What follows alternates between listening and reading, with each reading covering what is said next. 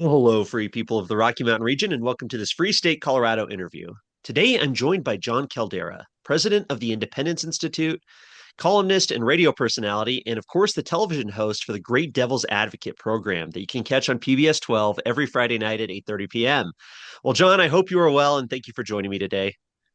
It's always a kick doing this. Thanks, Brandon. Well, Jon, it's easy to talk about the problems we face in Colorado.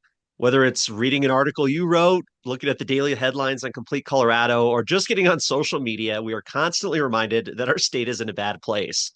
So, Jon, you've been at the center of Colorado politics for many years, and I really want to know what needs to Why, happen to why turn I failed Colorado you? around.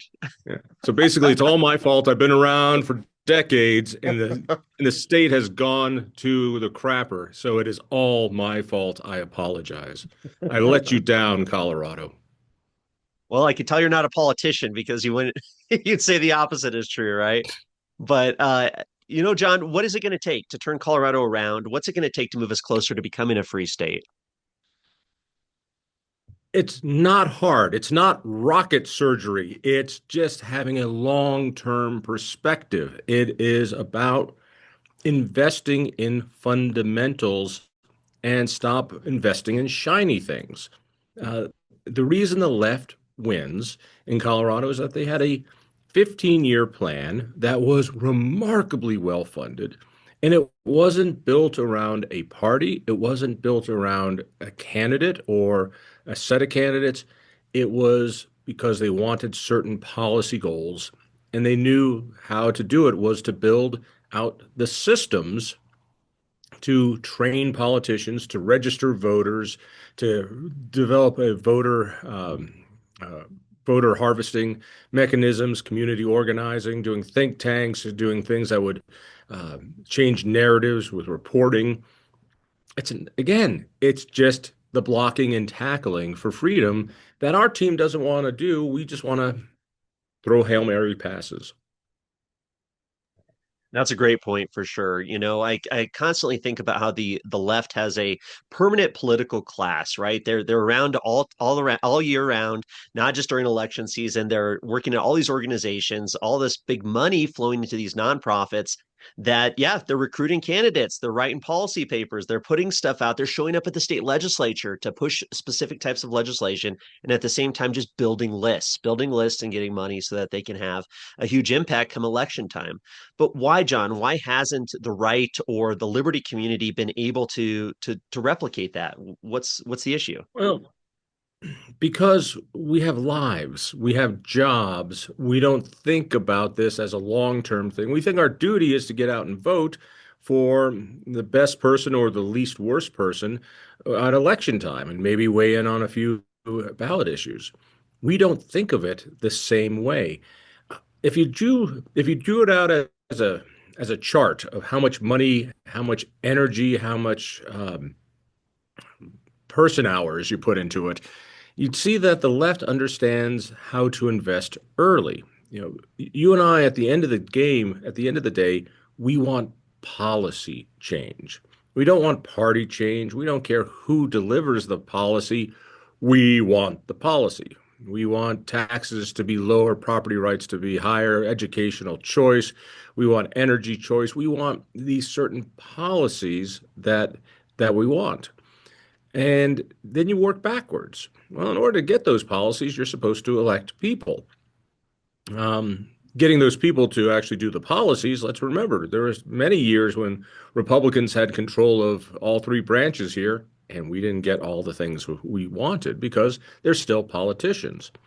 But before electing the people, you have to have elections and you have to win those. In order to win those, you have to do years of work to do the ground game, to register the people you want registered, to build community organization efforts to make sure that when elections come, those people actually return a ballot.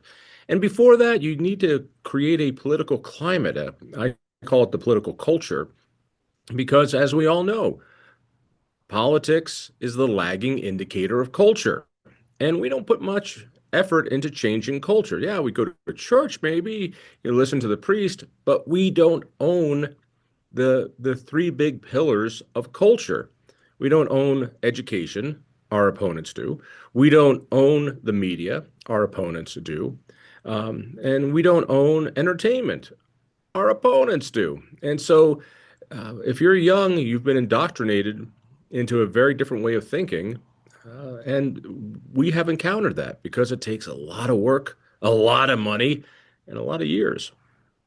Well, it's a great perspective, John. And I can't help but think of the quote, the people who want to win will always beat the people who want to be left alone, right? Or that, you Actually, I know, never heard that one. That is so perfect. I'll but steal but that. but the left wants to win, right? They have a vision, they're motivated, and that's who shows up to vote, especially in an odd year election like we just had, or anytime really, is that they have that motivation and that vision in mind where it doesn't seem like that's as apparent on the right. But John, I am an optimist. I think things are changing. We have a new media atmosphere like what we're doing right now. Of course, Joe Rogan and other things that are kind of shifting the political landscape or that cultural landscape, maybe. So let's say we have this turning point, for lack of a better term, where all of a sudden Colorado maybe is kind of going in a different direction. What can we do to take advantage of this? What should we be thinking about right now to plan for that long-term change for Liberty?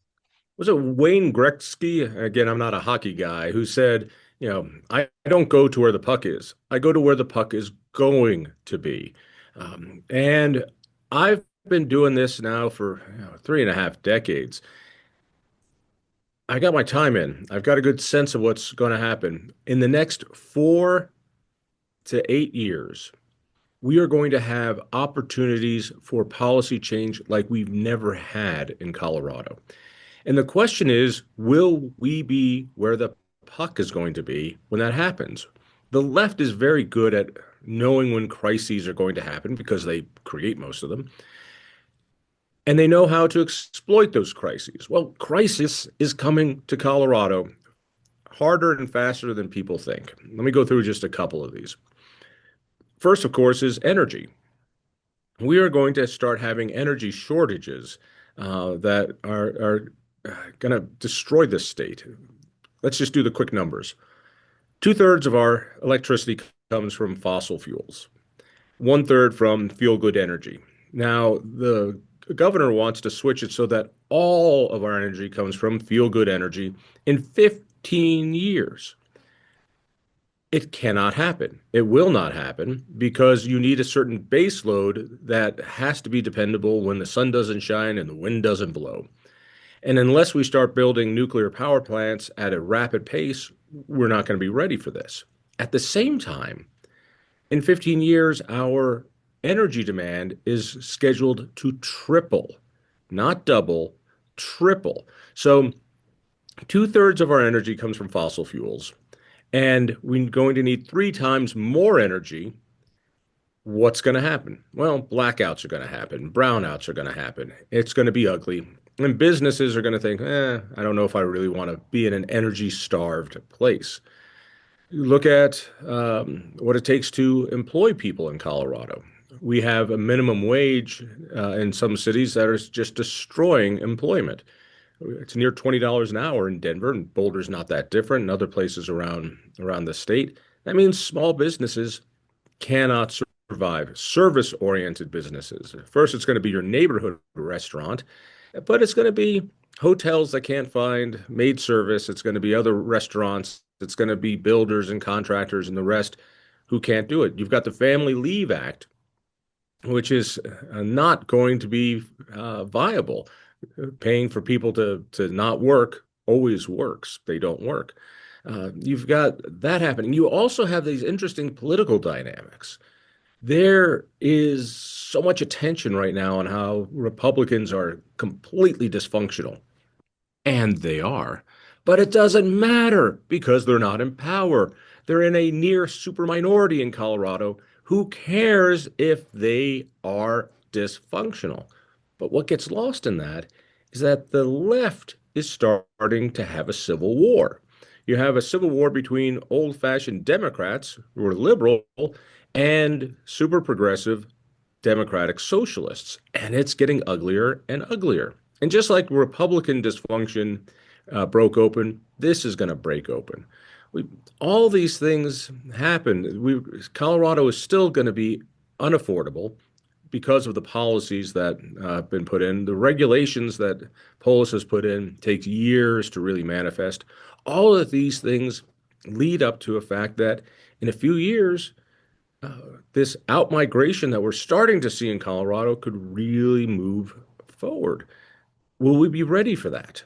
I'm convinced that in the next 10, 20 years, Colorado is not going to turn anti-abortion or anti-gay or anti-cannabis or anti-environmentalist. But Colorado is not pro-tax. Colorado is not pro-regulation. Colorado is not pro-crime. And Colorado is not pro-woke. There is an opportunity coming in these next few years if we do the hard work of community organizing, recruiting people to get involved in politics. You just ran for office, getting more people to do those type of things, our recruiting process to get folks on boards and commissions. We do these boring, hard things. When the opportunity comes, we'll have an army ready. Well said, sir. Definitely. There is so much opportunity in front of us because of these problems that the Democrat majority is creating. Like you said, I mean that MG crisis, I feel like could be a wake-up call for a lot of people. And of course, they're gonna spin it their way, but it's important to have voices like what the Independence Institute's doing, the Power Gab podcast. Definitely recommend people watch that and pay attention over at Complete Colorado because you guys are definitely sounding the alarm on this. And I've learned a lot from watching Amy Oliver Cook and Jake I Fogelman got I discuss got to this every say, week. uh, Amy Oliver Cook has been working on energy for us for, I don't know, 15, 20 years, and she has yet to be wrong. And when she screams into the camera on her Power Gab show, buy a generator, you might want to listen because it's she is close to this and she understands it. Just go to CompleteColorado.com, CompleteColorado.com. You'll see all of our great programs and podcasts, videocasts, and stories. It's a great way to get involved.